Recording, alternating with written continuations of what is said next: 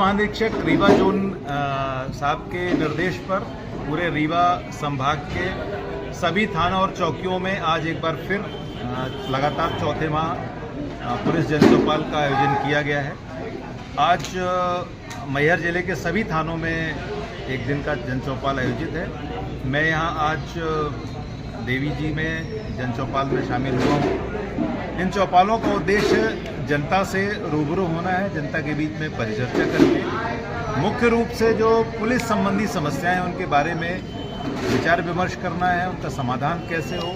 इसमें हमने यातायात जागरूकता पर बात की, इसमें हमने साइबर फ्रॉड पर बात की, इसमें हमने नशे के विरुद्ध कार्रवाई और अभियानों पर बात की और अन्य विभिन्न प्रकार की समस्याएं लोगों ने रखी हैं। कुछ स्पॉट, कुछ क्षेत्र ऐसे छांटे गए हैं, चिन्हित किए गए हैं जहां पर पुलिस को कार्रवाई करने की आवश्यकता है और ये अच्छी बात है कि ऐसे विषय हमारे सामने आए हैं। इस पर हम पूरी तरीके से काम करेंगे। इन जन चौपाल के माध्यम से जनता से सीधे हमारा संपर्क होता है और हम जनता के बीच में जाकर उन समस्यात्मक पहलुओं पर काम करते हैं। जन चौपाल का कितना असर दिखा जनमानस के बीच में, आम जनता के बीच में? पिछले जो 4 माह से लगातार जन चौपाल आयोजित हो रहा है उसका सबसे बड़ा जो लाभ हुआ है हम लोगों को कि हमारे पास सूचनाओं की भरमार आने लगी है। एक बार लोगों में एक कॉन्फिडेंस हो जाता है कि हमारी सूचना कहीं पर बाहर नहीं जाएगी, हमारा नाम नहीं आएगा और हम फ्री होकर सूचना हम दे सकते हैं। इस प्रकार की सूचना विभिन्न माध्यमों से हम तक आने लगी। आप देख रहे होंगे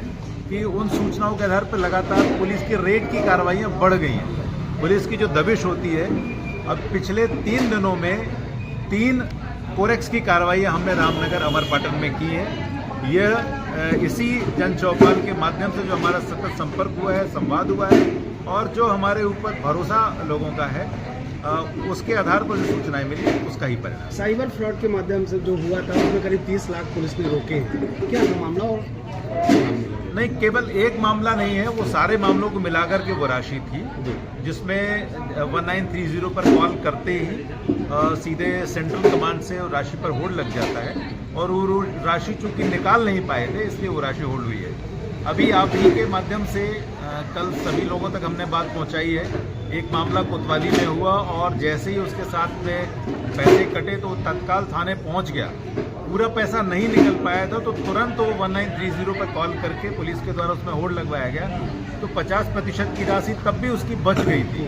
गोल्डन आवर जैसा हम कहते हैं, एक्सीडेंट में इम्पॉर्टेंट है कि जल्द से जल्द अस्पताल पहुंच जाए तो वो उसकी जान बचाने में मदद मिलती है। इसी प्रकार इसमें भी गोल्डन आवर्स होते हैं कि जितनी जल्दी हम सूचना पुलिस तक पहुंचा दें, 1930 पर कॉल करके डिटेल हम नोट करा दें, उतनी जल्दी वो पोर्टल उस पैसे को होल्ड कर देता है और जो ठग है, साइबर ठग है, उसको निकाल नहीं पाता है। ये सबसे बड़ा महत्वपूर्ण कार्य करता है।